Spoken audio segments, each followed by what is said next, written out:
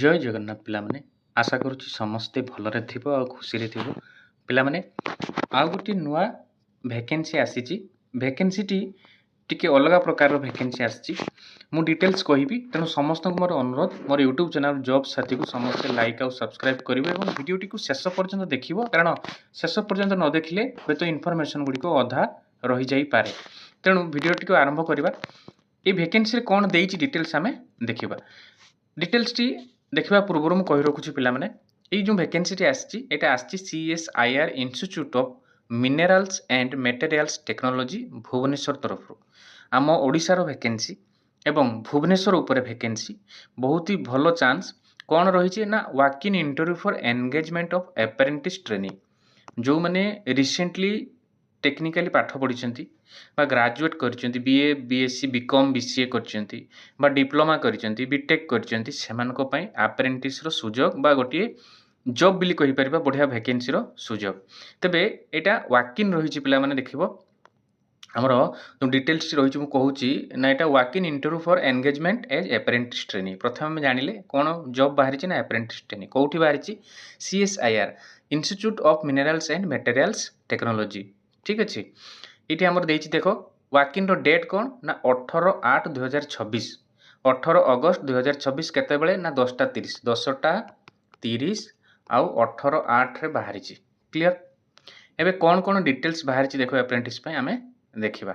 ଏଇଟା ରହିବ ପ୍ରଥମେ ପିଲାମାନେ ୱାକ୍ ଇନ୍ ମୋଡ଼୍ରେ। ମୁଁ କହିଲି ଆମର 10:30ରେ ୱାକ୍ ଇନ୍ ହେବ। ତା ପୂର୍ବରୁ ପହଞ୍ଚିବାକୁ ପଡ଼ିବ। କେଉଁଠି ପହଞ୍ଚିବାକୁ ପଡ଼ିବ ନା ଏଇ ଜାଗାରେ ପହଞ୍ଚିବାକୁ ପଡ଼ିବ। CSIR institute of minerals and materials technology ଭୁବନେଶ୍ୱରରେ ପହଞ୍ଚିବା ପାଇଁ ପଡ଼ିବ। କ୍ଲିଅର? କେତେ ତାରିଖ ନା 18/8। ବୁଝିହେଲା?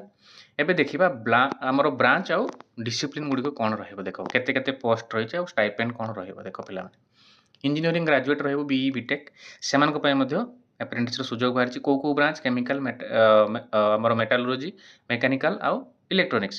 କେତେ କେତେଟା ବାହାରିଛି ଏଇଠି ଦେଇଛି ଡିଟେଲ୍ସ ଏବଂ ଷ୍ଟାଇପେଣ୍ଡ ବା ସାଲେରୀ ଆମେ ଯେଉଁଟା କହୁ, କିନ୍ତୁ ଆପ୍ରେଣ୍ଟିସ୍ରେ ସେଟାକୁ ଆମେ ଷ୍ଟାଇପେଣ୍ଡ ବୋଲି କହୁ। ସେଇଟା ଆମର 12,300 ଟଙ୍କା ଅଛି। ଯେଉଁମାନେ ନନ୍ ଇଞ୍ଜିନିୟରିଂ, ଏଇଟା ଗଲା number 1 engineering. Clear? Number 2 non engineering, ଯେଉଁମାନେ graduate BA BSc BCom BCA କରିଥିବ, ଅଫିସ୍ ଆସିଷ୍ଟାଣ୍ଟ ପାଇଁ ସେମାନଙ୍କ ପାଇଁ ବାହାରିଛି କେତେଟା ନା 2ଟା ପୋଷ୍ଟ। ସେମାନଙ୍କ ପାଇଁ ମଧ୍ୟ ସେମ୍ 12,300 ଷ୍ଟାଇପେଣ୍ଡ ରହିବ।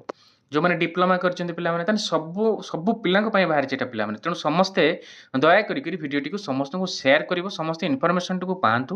ଯେଉଁମାନେ ଆପ୍ରେଣ୍ଟିସ୍ କରିବେ, ଯେଉଁମାନେ ଜବ୍ କରିବା ପୂର୍ବରୁ ବା ପାଠପଢ଼ା ସରିଛନ୍ତି, ସେମାନେ ଜବ୍ ଖୋଜୁଛନ୍ତି, ସେମାନଙ୍କ ପାଇଁ ଗୋଟେ ବହୁତ ବଢ଼ିଆ ଚାନ୍ସ। ତେଣୁ ଯେଉଁମାନେ ଡିପ୍ଲୋମା BTEC BSc କରିଛନ୍ତି ସେମାନେ ମଧ୍ୟ ଆପ୍ଲାଏ କରିପାରିବେ ସମସ୍ତେ। ଡିପ୍ଲୋମା ଇଞ୍ଜିନିୟରିଂର ଏଠି ଦେଇଛି electrical, mechanical, modern office management, electronics, fitter, electrician, ଏସବୁ ଜିନିଷ ସରି ସେଟା ଆମର ITIକୁ ପଳାଇଯିବ। ଇଲେକ୍ଟ୍ରୋନିକ୍ସ ଇଞ୍ଜିନିୟରିଂ ପର୍ଯ୍ୟନ୍ତ ଆମର ରହିବ ଡିପ୍ଲୋମାମାନଙ୍କ ପାଇଁ। କେତେ ପୋଷ୍ଟ ଏଠି ଦେଇଛି ଏବଂ ସେମାନଙ୍କ ପାଇଁ ମଧ୍ୟ ଆମର ଏଠି ଷ୍ଟାଇପେଣ୍ଡ ରହିଛି 10,900 ଟଙ୍କା ପର୍ ମନ୍ଥ। କ୍ଲିଅର? ଆଉ କ'ଣ ରହିଛି ନା ITI ପିଲାମାନଙ୍କ ମଧ୍ୟ ଅଛି। ITI ପିଲାମାନଙ୍କ ପାଇଁ କେଉଁ କେଉଁ ବ୍ରାଞ୍ଚ ନା fitter, electrician, mechanic for refrigeration and AC, electronics mechanic, ବହୁତ ଗୁଡ଼ିଏ ପୋଷ୍ଟ ପାଇଁ ଆମର ବ୍ରାଞ୍ଚ ପାଇଁ ଭ୍ୟାକେନ୍ସି ବାହାରିଛି। ଏଇଠି ଦେଖ ଦେଇଛି ତାର ଡିଟେଲ୍ସ ଭ୍ୟାକେନ୍ସି ଏବଂ ତାର ରହିଛି କ'ଣ ଷ୍ଟାଇପେଣ୍ଡ ଆମର 10,560 ଏବଂ 9,600 କେଉଁମାନଙ୍କ ପାଇଁ ନା ୱେଲ୍ଡର ଆଉ PSSA ଓ COPA ପାଇଁ ରହିଛି। ଏଇ ଦୁଇଟି ପାଇଁ ରହିଛି ଆମର 9,600 ଟଙ୍କା। କ୍ଲିଅର? ଦେଖ 50% of above amount will be paid by establishment on monthly basis and rest 50% will be paid by government. However, 50% of government share 4,500 ମାନେ 4,500 for graduate and 4,000 diploma candidates will be paid. ଏଠି ଦେଇଛି ଦେଖ detail notification କେମିତି କ'ଣ ଆମକୁ ଷ୍ଟାଇପେଣ୍ଡଟି ମିଳିବ। ଜାଣିପାରିଲେ? ଦେଖ ମିନିମମ୍ ଏଜୁକେସନାଲ କ୍ୱାଲିଫିକେସନ୍ କ'ଣ ରହିବ। ଯେଉଁ ବ୍ରାଞ୍ଚ ମୁଁ କହିଲି ସେଇଟା ହିଁ କ୍ୱାଲିଫିକେସନ୍ ପିଲାମାନେ। ତେଣୁ ସେଇ କ୍ୱାଲିଫିକେସନ୍ଟା ହିଁ ଆମେ ପାସ୍ ଆଉଟ୍ ହେଇଥିବା ଦରକାର, ପାସ୍ଡ ହେଇଥିବା ଦରକାର। ଦେଖ ପିଲାମାନେ ଡିଗ୍ରୀ, BTEC ପାଇଁ ଡିଗ୍ରୀ, ସେମିତି ଡିପ୍ଲୋମାନଙ୍କ ପାଇଁ ଡିପ୍ଲୋମା ପାସ୍ ହେଇଥିବେ, ITI ମାନଙ୍କ ପାଇଁ ITI, ଯେଉଁମାନେ ନନ୍ ଇଞ୍ଜିନିୟରିଂ ବା ନନ୍ ଟେକ୍ନିକାଲ ଆସୁଛନ୍ତି ସେମାନେ ଗ୍ରାଜୁଏଟ୍ BA BSc ସେମାନେ ମଧ୍ୟ ପାସ୍ଡ ହେଇଥିବା ଦରକାର। କ୍ଲିଅର? ଏବଂ ଡେଟ୍ ଆଉ ରିପୋର୍ଟିଂ ଟାଇମ୍ ମଧ୍ୟ ସେଇଠି ଆମକୁ ମେନସନ୍ କରିଛି। ଏବଂ candidates willing to attend walk-in interview required to send confirmation mail. ଆମେ ଏଟାକୁ କନଫର୍ମେସନ୍ ଇମେଲ୍ ଦେବା। ଆଉ ଥରେ କହି ରଖୁଛି, ଇଣ୍ଟରଭ୍ୟୁକୁ ଯିବା ପୂର୍ବରୁ ଆମେ କ'ଣ କରିବା ଏଟା ଭଲ କି ମନେ ରଖିବ। ଇଣ୍ଟରଭ୍ୟୁକୁ ଯିବା ପୂର୍ବରୁ ଯେଉଁମାନେ ଇଣ୍ଟରଭ୍ୟୁ ପାଇଁ ଯିବେ ବା ଆପ୍ରେଣ୍ଟିସ୍ କରିବା ପାଇଁ ଯିବେ, ଇଣ୍ଟରଭ୍ୟୁ ଦେବା ପାଇଁ ଯିବେ, ସେମାନେ ଏଇ ଯେଉଁ ଇମେଲ୍ ID ଦେଇଛି recruitment.immat@csir www.res.in about their application latest by 11 am 17/8/2026 ଭିତରେ ଆମକୁ ପହଞ୍ଚାଇବା ପାଇଁ ପଡ଼ିବ, ପଠାଇବା ପାଇଁ ପଡ଼ିବ ଏଠି ବା ଇମେଲ୍ କରିବା ପାଇଁ ପଡ଼ିବ। Clear? All candidates must submit duly full application form at the time of reporting। Reporting ବେଳେ ଆମେ ସମସ୍ତେ ଫର୍ମଟିକୁ ପୁରା ଭଲ ଭାବରେ ନିଟ୍ ଆଣ୍ଡ କ୍ଲିଅର ଫିଲ୍ଅପ୍ କରିକି ନେଇକି ଯିବା। ଫର୍ମଟି ଅଛି, ମୁଁ କହିବି ଫର୍ମଟି ଆମେ କେଉଁଠୁ ଡାଉନଲୋଡ଼ କରିବା ବା ପାଇବା। କ୍ଲିଅର?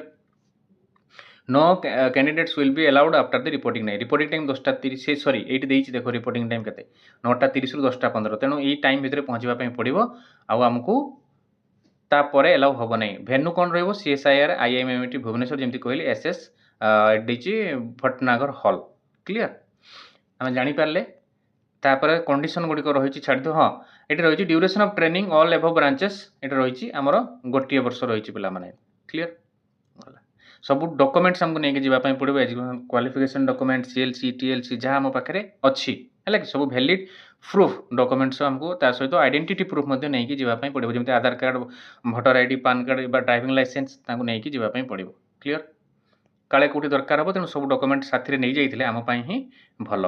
देख पे यहाँ ही हूँ फॉर्म फॉर्म ये फॉर्मटे आमको मिल ये फॉर्मटी को आम फिलअप कर सब जहाँ जहाँ देती डिटेल भल भाव में फिलअप करवा फोटोग्राफ लगे फिलअप कर सारापर नहीं आम जा कि पूर्व आमको इमेल करके जनवाई पड़ो जे आम मुझे यही पिला तेणु डिटेल्स मध्यम आम जीवु आउ अटेंड करूँ। क्लियर? देख कौन कौन डॉक्यूमेंट आमको से मागिची देख 10th marksheet +2 BTech BA BSc जहाँ जहाँ सर्टिफिकेट थी आधार कार्ड कास्ट सर्टिफिकेट मागुच पे एवं बैंक पासबुक सब नहीं सहित फोटो भी नहीं पे फोटो भी नहीं है पासपोर्ट फोटो ताकू नहीं जावाई पड़ो है। तेरे प्रथम कथा हूँ फॉर्मटी आम पाइबा कौटी राइट देख ये आमको तार जो वेबसाइट टी https://www.immt.rec.in यही वेबसाइट को गले से नोटिफिकेशन आसो रिक्रुटमेंट साइट रे आम से फॉर्मटी को डाउनलोड करें। जो पिला माने वीडियो देखुं देखिए से अनुरोध मो इंस्ट्रक्शन टाक फॉलो कले तो मैंने निश्चित भाव में फॉर्मटी डाउनलोड कर ये पीडीएफ टी पाइपर एवं जो मैंने पाइपर ना कौन प्रकार असुविधा होची कौन प्रकार भूल त्रुटि रही जाऊँगी मो इनफॉरमेशन आउ कि इनफॉरमेशन मो रहीगला छाड़देली से मत कमेंट मध्यम जनइब मुझे निश्चित से साहाय्य करी कमेंट मध्यम जनइबी।